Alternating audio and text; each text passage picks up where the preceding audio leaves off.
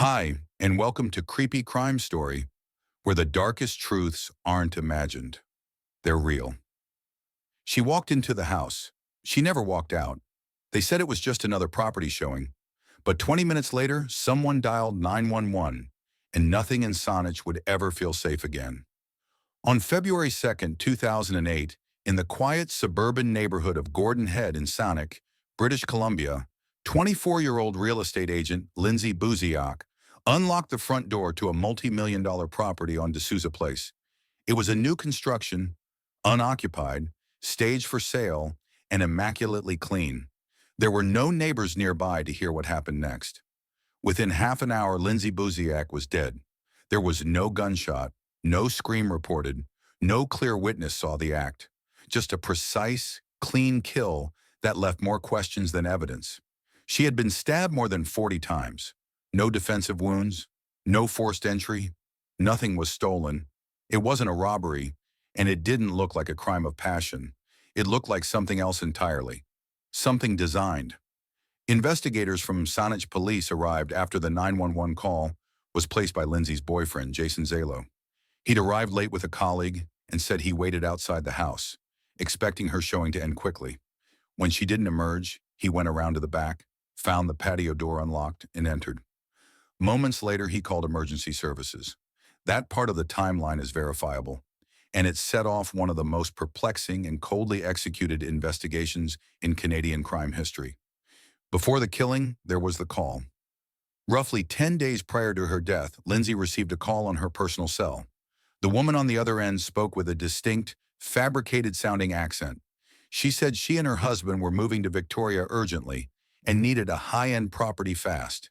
Specifically, something in the $1 million range. Lindsay found the tone odd. She described it to friends and coworkers as off, forced, and rehearsed. The woman claimed she got Lindsay's number from a referral, a former client, but couldn't name them. Despite her instincts warning her otherwise, Lindsay agreed to show the property. That call came from a prepaid cell phone, purchased in Vancouver. Records show it had been activated just days before the first contact and was used exclusively to communicate with Lindsay. No other calls were placed or received. The phone was never used again after February 2nd. That is not a coincidence. That's a setup. The house on D'Souza Place was arranged through Lindsay's office. She had mentioned feeling nervous. According to her father, Jeff Buziak, she even reached out to an old friend days before, saying she was feeling weird about the showing. Jason Zilo offered to be nearby, in his own car, during the appointment. They drove separately, which investigators later took note of. Surveillance footage from traffic cams and nearby roads is limited. D'Souza Place is a small cul-de-sac with little through traffic. No security system was installed on the home. No motion detectors, no cameras. This wasn't an oversight. The killers chose the house. At approximately 5:30 p.m., neighbors observed a couple, described as a man and a woman, approaching the front steps of the home. The man was tall, around 6 feet, with dark hair, wearing a brown jacket. The woman wore a distinctive dress, either floral or patterned. Neither were identified. They entered the home with Lindsay. No one else was seen entering or leaving through the front door again. 17 minutes later, Jason arrived at the house. According to his statement, he waited outside, made a few calls, then felt uneasy and walked around the side of the house. The back patio door was unlocked.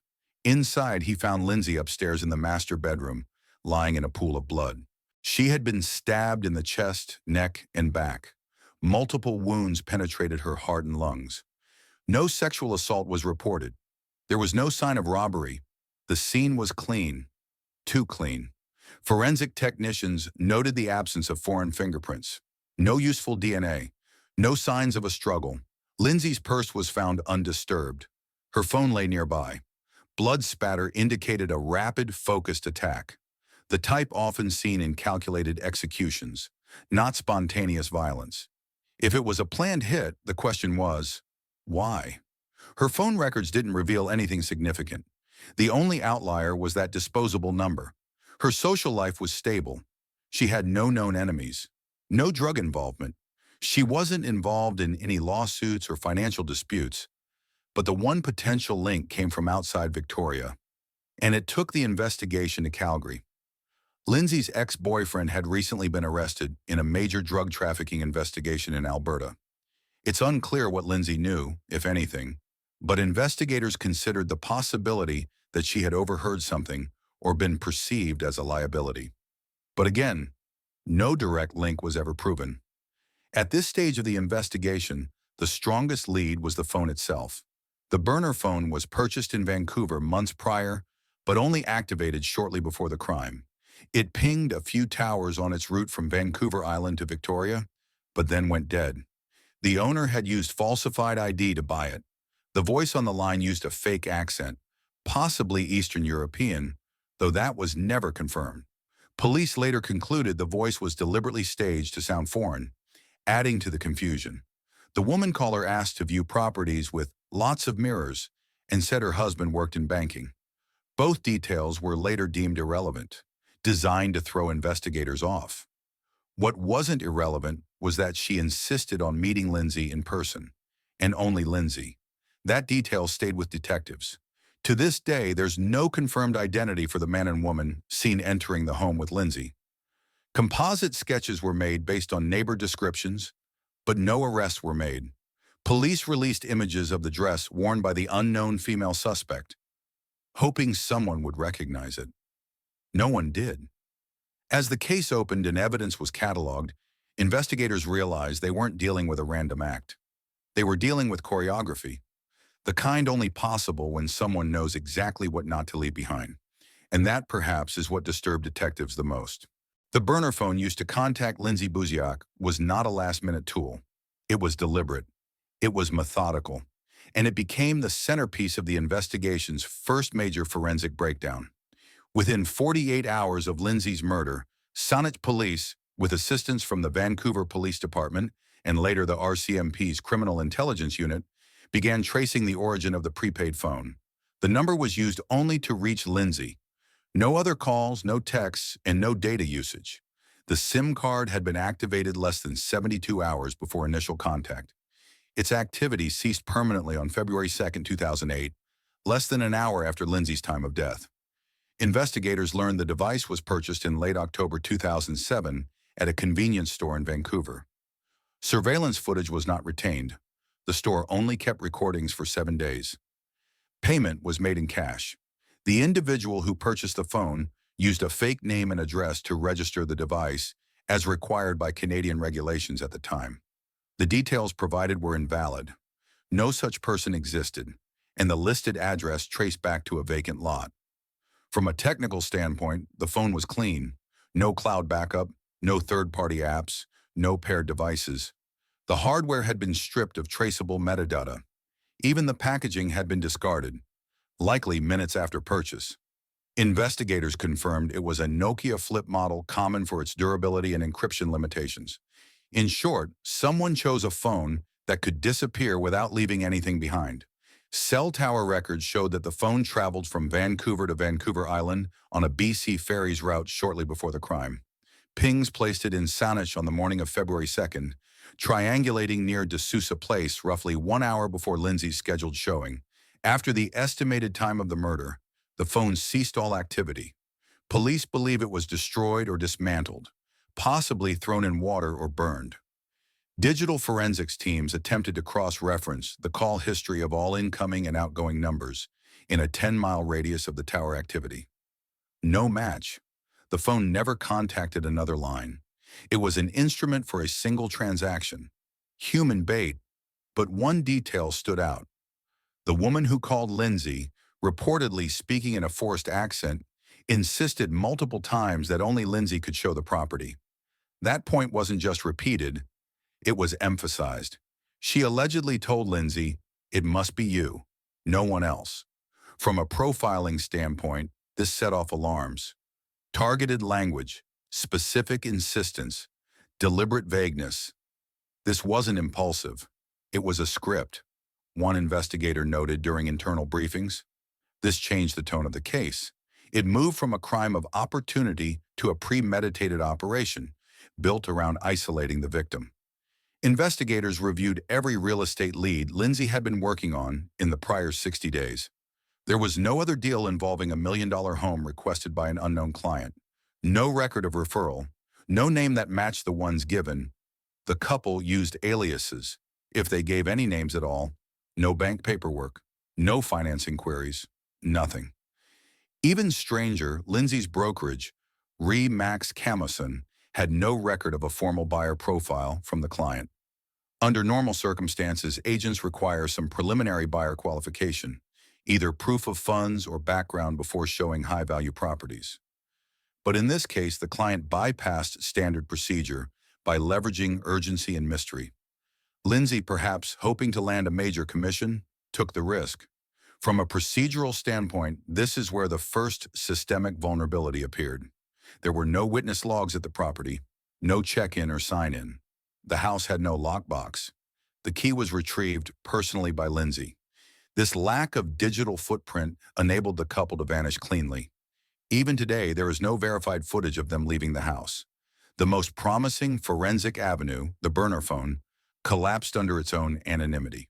The SIM card was likely purchased in bulk, and the store employee had no memory of the buyer. Unlike larger operations, prepaid cell usage in 2008 did not require the buyer to provide verifiable ID. The window to trace had already closed before law enforcement even knew what they were looking for. Yet even amid dead ends, the choice of such a phone provided insight. The killer, or planners, knew how to avoid digital surveillance. That by itself became a signature. Not what they left, but what they never allowed to exist. And that silence was loud to experienced investigators. One senior officer from the Sonic Police Department stated during a 2010 case review, "The call itself isn't the clue. It's the structure around the call. The decision to use a disposable device, the staged voice, the absence of anything verifiable. That kind of caution takes planning, and it takes practice." By week 2 of the investigation, the RCMP forensic cyber team was brought in to reconstruct every digital trail in Lindsay's phone, including timestamps, call lengths, and tower strength. Though they confirmed the call duration and direction, no geographic origin beyond tower-level triangulation could be determined. GPS on the burner was not active. No location apps were used.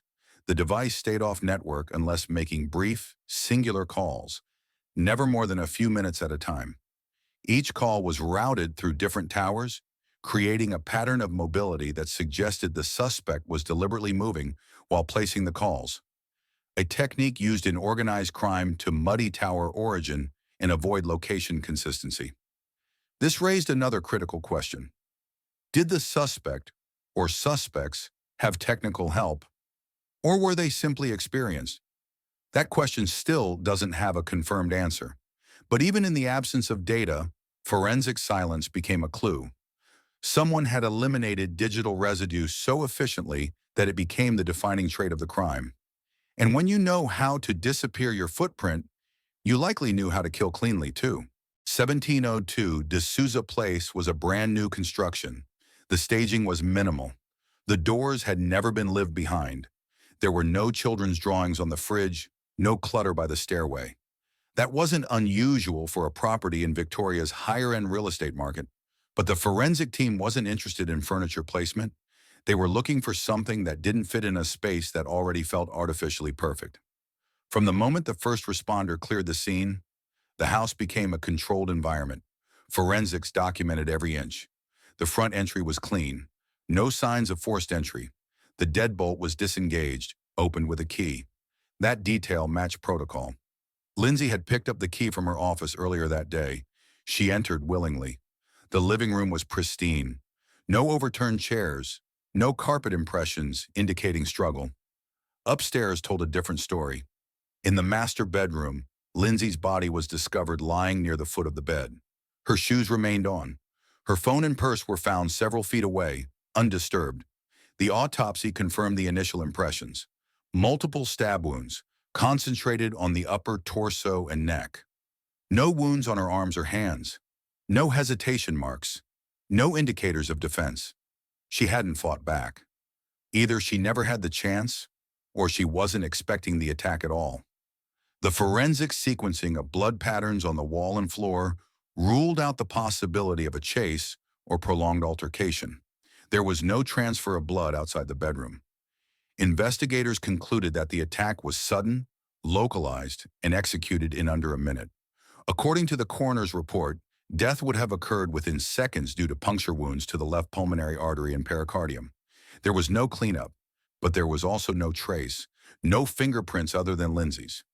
No hair, no skin cells that could be matched to any suspect. Technicians ran luminol in multiple rooms. The results were consistent with a single site of blood loss. There was no trail leading out of the house. The killers came in, carried out the attack, and exited cleanly, possibly through the front door or through the same patio door Jason Zylo entered. What bothered the scene investigators most was not what was there, but what wasn't. There were no signs of hesitation. Whoever committed the crime was familiar with human anatomy. They struck in a focused pattern. Every wound had purpose. Forensic analysts marked this level of efficiency as abnormal for first-time offenders. It was methodical, controlled, cold. The house itself was not equipped with internal surveillance. The exterior had no doorbell camera. The developers hadn't yet completed landscaping or lighting installation. No neighbors reported hearing screams. The walls were thick, and the timeline was tight. Lindsay entered the property at approximately 5:30 p.m. The 911 call from Jason came in at 5:41 p.m. That gave the suspects roughly 10 minutes, enough time to engage, kill, and exit undetected. A forensic team later reconstructed the crime using spatial mapping and mannequin modeling. According to their simulations, the attacker would have needed less than 45 seconds to inflict the confirmed injuries. That estimation, corroborated by autopsy findings, suggested a level of composure inconsistent with crimes of passion. A second issue emerged during scene review: the lack of any visible weapon. A thorough sweep of the home turned up nothing. No blade, no sheath, no trace of blood trails suggesting the killer was wounded or dripping. That implied the attacker brought the weapon, used it with precision, and took it with them afterward, without leaving DNA, prints, or fiber traces. Evidence collection included flooring swabs, dust traps, and HVAC filter samples. All returned clean. There was no trace of latex gloves, hair shedding, or fabric evidence. The killers left nothing organic. Still, investigators noted the one visible anomaly. Lindsay's purse and phone were not in direct contact with her body. They were placed, not dropped. That may have been an intentional move by the killer to remove any suggestion of theft or panic, or it may have been part of the deception. Every part of the crime, from entry to exit, was designed to look detached, cold, and professional. A small number of partial shoe prints were recovered outside the back entrance. They lacked definition, not enough tread detail for a brand match, but enough to confirm the presence of at least one adult male and one smaller foot, likely female, entering through the front and possibly exiting through the back. The print depths were consistent with a dry day. Soil samples found no trace of fresh plant matter or mud, suggesting the suspects had changed shoes before or after the crime. At this point in the investigation, one thing was becoming clear. The attackers had been inside the house before. It would be difficult, even for experienced killers, to navigate a multi-level home they'd never seen without hesitation. Yet Lindsay's movements, based on time logs and Jason's testimony, suggested no delay in showing the property. The attackers knew where the master bedroom was. They knew where she would likely lead them. That pointed to pre-access. Investigators worked with the property developer to review who had access to the home prior to the sale listing. Construction workers, realtors, staging contractors, nothing in that list stood out. But the team requested a full review of duplicate keys, and that's where the next discrepancy appeared. Only one key was officially signed out to Lindsay for the day. However, a secondary staging agent had previously accessed the property, and that key had never been logged back in. That key's whereabouts were still unknown. This wasn't proof, but it was the first functional variable, a key unaccounted for, in a crime where access had clearly been smooth. At the same time, the developers confirmed no alarm system had been installed yet. No electronic access logs, Nothing that could timestamp who entered when. From a forensic standpoint, it was a blank slate, ideal for someone who needed to operate without trace. Behind the forensic observations, there were human costs taking root. Lindsay's family, particularly her father Jeff, began to press hard on investigators. The clinical facts weren't enough. There was something unnatural about how easily the killers disappeared, as if they had rehearsed every move. The data aligned too cleanly. Sometimes that was the problem. There was no scream, no signs of chaos, no frantic struggle through the hall or down the stairs. Lindsay Buziak had walked into the house like she had 100 times before, clipboard ready, keys in hand, professional demeanor intact. But this time, someone had been waiting for her. The layout was predictable. The staging guided her movements. And whoever orchestrated that walkthrough knew exactly how she'd behave once she stepped inside. At this stage in the investigation, forensics had already confirmed what wasn't left behind.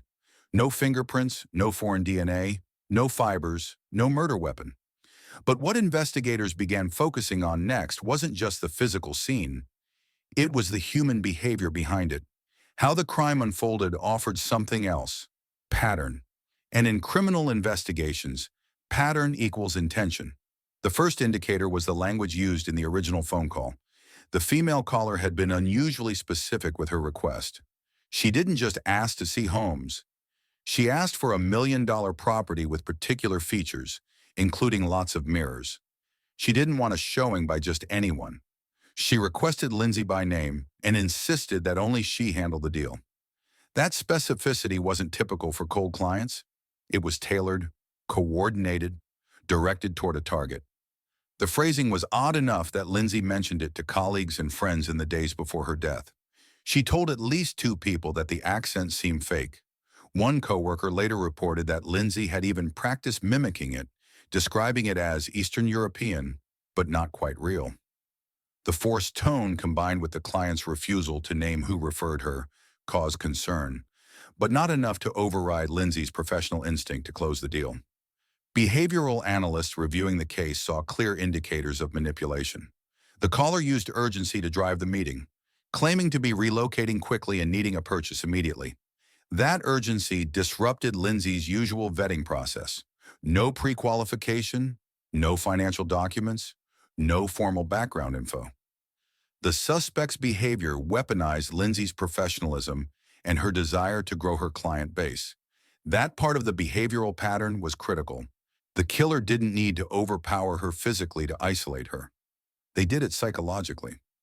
At the property, witnesses described a man and a woman arriving just before 5:30 p.m. Both dressed neatly, well-kept appearance, nothing alarming. The woman wore a dress that stood out. Some neighbors would later recall it had a distinct floral pattern.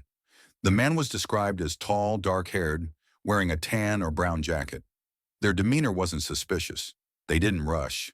They looked like potential buyers. This reinforced the theory that the crime involved staged roles, not just strangers wandering in, but individuals who had rehearsed how to behave like clients. The presence of both a man and a woman was also a calculated move. It diffused tension. It gave the interaction a sense of normalcy. For a lone female realtor, showing a house to a couple in daylight didn't trigger immediate alarm. Statistically, a female suspect appearing with a male companion reduces perceived threat. This wasn't just about getting into the house. It was about not triggering Lindsay's instincts until it was too late. Inside the home, behavior again played a role. Lindsay's body was found in the master bedroom, the final room typically shown during a walkthrough. She had her shoes on, her purse nearby. That placement signaled the meeting was still active when the attack occurred. She wasn't preparing to leave. She wasn't caught by surprise while heading for the door. She had likely just transitioned to the bedroom portion of the tour when the assault began. Investigators determined she had likely turned her back. There was no indication of hesitation or flight. No disrupted carpet, no drag marks. She didn't run. She didn't scream. She was likely attacked from behind, with force and precision. That detail held weight. The killer didn't start a confrontation. They waited until her posture was exposed. Behavioral analysis flagged this as predatory positioning, another sign of planning. Even the exit behavior was deliberate. No items were taken, her valuables were untouched. Nothing was left scattered.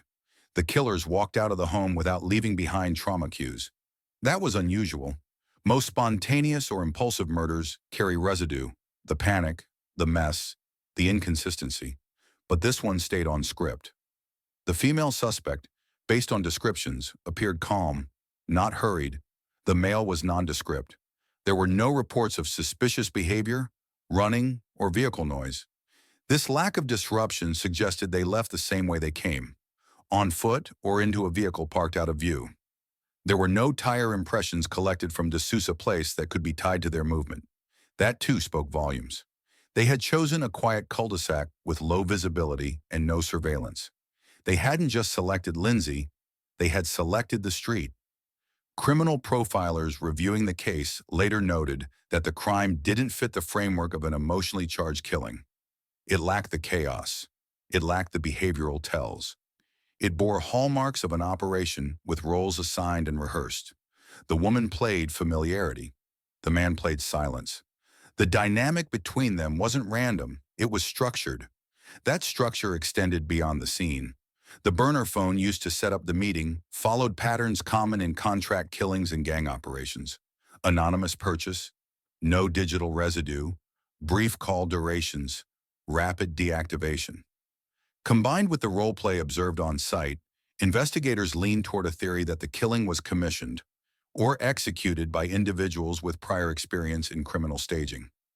By this point in the investigation, behavioral analysis had given law enforcement a new working profile, a coordinated pair, likely acting on behalf of another party. Not a crime of passion, not opportunistic, a demonstration. The motive was still absent, but the method told its own story. And what it told was chilling. This wasn't their first time working together. On August 17, 2015, a Davie County grand jury indicted Molly Martins and her father, Thomas Martins, for second-degree murder. Both were arrested shortly after, denied bond, and booked into county custody.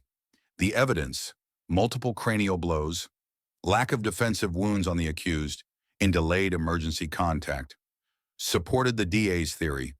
This was not a spontaneous act of defense, but a sustained, fatal assault. Public attention escalated as Jason's children became the focus of a custody dispute. Molly filed for guardianship, citing her role as stepmother. In Ireland, Jason's sister pursued emergency custody. The court ultimately ruled in favor of repatriation under the Hague Convention. The children were flown to Limerick within days, removing them as potential leverage in the U.S. trial. Meanwhile, both defense teams leaned into self-defense, hinting at psychological abuse and citing Molly's past trauma. Prosecutors responded with Jason's emails, indicating he intended to leave Molly and return to Ireland with the kids. The motive, preventing that departure, was becoming clearer. A key motion followed. Prosecutors sought to admit Jason's statements before death under Rule 804b-6, arguing the murder silenced him. The court scheduled a pretrial hearing to consider this. As the forensic reports came in, DNA on a wiped-down brick, injury patterns consistent with overkill, the theory of defensive panic collapsed. The prosecution now had motive, method, and means. The defense would need more than doubt. The trial loomed. In the weeks leading up to the trial, public opinion in Davidson County turned volatile. News reports dissected every detail that had emerged since Jason Corbett's death. Photos of the blood-spattered bedroom, the autopsy report citing multiple skull fractures, and the 911 audio in which Molly's voice cracked as she claimed self-defense. Local forums were divided. One group stood by the narrative of domestic abuse, citing Molly's journal and past emails. Another called it a calculated murder, pointing to the force of the injuries and the coordinated actions between Molly and her father. The district attorney's office remained tight-lipped, but a court order released days before jury selection revealed a sealed motion from the defense. They had petitioned to introduce Jason's prior psychological evaluations, documents from years before he met Molly, attempting to build a profile of volatility. Prosecutors fired back, arguing it was character assassination. The court denied the motion. Still, the intent rattled observers, raising concerns that the trial might spiral into a war of narratives instead of a focus on evidence. Then came the leak. An internal email from within the sheriff's department surfaced anonymously online. It detailed a supplemental forensic report, previously unshared, suggesting that Jason's injuries were not consistent with a chaotic struggle. The pattern and repetition of the blunt force wounds indicated a fixed position. This was no longer about whether a struggle occurred, but whether Jason had even been conscious when the assault began. The defense declined to comment. The prosecution, under pressure from mounting media speculation, issued a carefully worded response. "We will present the full picture at trial. No detail will be ignored." At this point, community trust began to shift. Molly's supporters grew quieter. Comment sections on major outlets filled with questions. If this was self-defense, why so many blows? And why were there no defensive wounds on Molly? The trial had not begun, but the court of public opinion was already delivering its own verdicts. The stage was set, not just for a legal battle, but for the unraveling of two irreconcilable stories, one of survival and one of a man bludgeoned while vulnerable in his own home. The trial opened on a rainy Monday in early 2022. Jury selection had wrapped after a week of intensive screening. Local and regional news outlets filled the benches. Courtroom access was limited, but a live stream was granted for transparency, with strict media restrictions. The prosecution began by framing the incident as a premeditated act disguised as self-defense. They introduced the medical examiner, who stated clearly, Jason Corbett sustained at least 10 distinct blows to the skull, administered with significant force. Several were post-mortem. The blunt object was identified as a Louisville Slugger baseball bat. A bloodstain analyst confirmed spatter patterns on the ceiling, an indicator of overhead strikes delivered repeatedly from a fixed position. The first major witness for the state was a responding officer. He testified that when he arrived, Jason's body was cold and stiff, inconsistent with the timeline given by Molly Martins and her father. Furthermore, Molly had no injuries apart from minor redness, and neither her nor Tom's clothes had any visible blood, despite the violence of the scene. Investigators concluded that both had changed clothing before police arrived. Digital evidence followed. The DA introduced data from Molly's phone, showing a Google search 2 days prior. What happens if you kill in self-defense? On cross-examination, the defense argued the search was taken out of context and related to a fictional script Molly was writing. Tom Martins, a former FBI agent, was presented as the protector, a father defending his daughter. But the state countered with his own prior statement. "I hit him and kept hitting. I wasn't sure he was dead." His retirement status and prior agency work were irrelevant to the physical evidence. Prosecutors emphasized that neither man was armed and no sign of an attack on Molly was documented.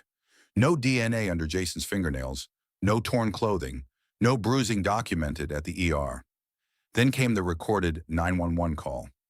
The jury heard Molly's voice, panicked but composed, repeating, "He was choking me," several times before adding, "We had to stop him." The tone, prosecutors argued, was too controlled for someone who had just witnessed her partner killed before her eyes. The defense called character witnesses to support claims of Jason's controlling behavior. They read excerpts from Molly's journal, where she detailed emotional manipulation and fear. But under cross-examination, inconsistencies in the timeline emerged.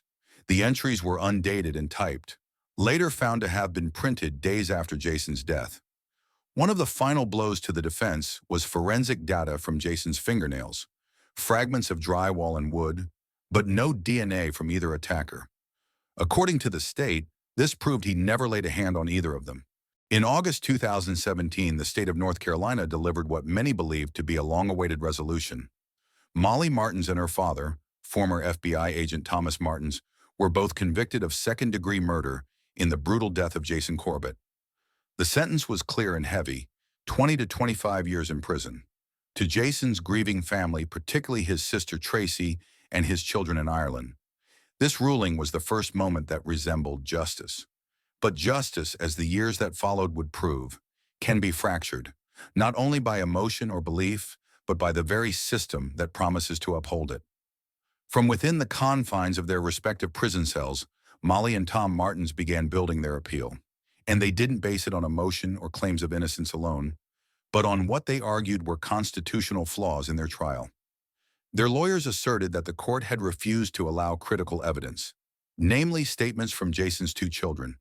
statements that would have, in their view, supported the Martins' claim of acting in defense of Molly.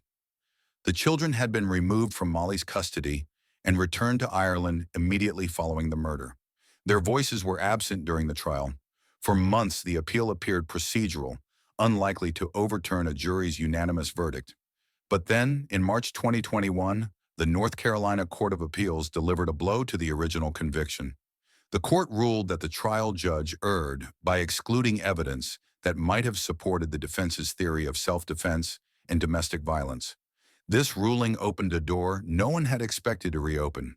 Then in July 2021, the North Carolina Supreme Court upheld that decision. The convictions were vacated. The Martins' murder convictions were officially overturned. The case would be retried. For Jason's family, it was not just a legal twist, it was devastation. Years of court proceedings, months of emotional trauma, and a verdict that had finally brought them peace were now undone. The reality was chilling. Molly and Tom, who had once faced decades behind bars, were now eligible for bond and would soon walk free while awaiting a new trial. In September 2021, both were released from prison after serving just over 4 years. Public reaction was sharply divided. For many, the Martins' release was a miscarriage of justice. Critics pointed out that their legal team had not argued innocence in the traditional sense, but rather cited technicalities and procedural faults. Still, the courts had spoken. As the case moved back into pretrial motions, prosecutors signaled they would retry both Molly and Tom Martins for second-degree murder. But this time, they would have to navigate a very different courtroom landscape. The defense would be allowed to introduce character evidence and potentially testimony related to Jason's alleged behavior inside the home. What once was inadmissible was now fair game. Months passed. The family of Jason Corbett continued to attend every hearing, flying across the Atlantic, facing not only legal setbacks but relentless media attention. And then in late 2023, a quiet but consequential decision was made behind closed doors. Rather than proceed to a second full trial, where evidence from both sides could once again clash in uncertainty, the defense and prosecution reached a plea agreement. In November 2023, Molly Martins and Thomas Martins both pleaded guilty to voluntary manslaughter and felony assault. The judge sentenced them to a prison term of 51 to 74 months, and because of time already served, both were released immediately. The courtroom was silent. No public apology was issued, no new evidence of abuse was confirmed, and Jason Corbett's death, once labeled murder, was now legally reframed as a lesser crime. To many watching, it felt like a legal compromise rather than a moral resolution. But in the eyes of the court, the matter was now settled. From a purely investigative standpoint, this case will remain a legal anomaly, a homicide with undeniable violence, clear forensic trauma, conflicting narratives, and a final outcome that was not fully embraced by either side. The autopsy had revealed fatal blows to the head with both a metal baseball bat and a concrete paving brick. Jason had no defensive wounds. The timeline constructed by law enforcement never changed, yet the verdict did. Jason Corbett's children, now teenagers living in Ireland under guardianship, continue their lives without the man who raised them. Tracy Lynch, Jason's sister, has remained a fierce advocate for her brother's legacy, often stating that what happened in North Carolina was not just a personal tragedy, but a cautionary tale about trust, control, and the vulnerability of those who relocate for love. The public was left to wrestle with hard questions. How does a justice system weigh unseen abuse against visible violence? What happens when a narrative shifts, not because of new facts, but because of courtroom access to old ones? And can closure ever exist in cases where the legal outcome feels less like truth and more like exhaustion? These questions don't come with easy answers, but perhaps that's the point. True crime is never just about the crime. It's about the people left standing afterward and the silences that follow. In the end, what stayed with me wasn't just the tragedy, it was the silence that followed. This case taught me that justice isn't always clean. It's a process, often flawed, but necessary. If you're someone who's ever questioned your gut, your safety, or your worth, don't ignore it. Speak up, ask questions, and never let the polished surface of a story stop you from digging deeper. What do you think? Was justice truly served here? Or was it just legally resolved? I'd love to hear your take. If this video moved you or made you think, drop a comment below. Tell me where you're watching from or what part struck you most. And if not, tell me why. Your voice matters. If this story resonated, make sure to subscribe for more real-life cases that don't just inform, but stay with you.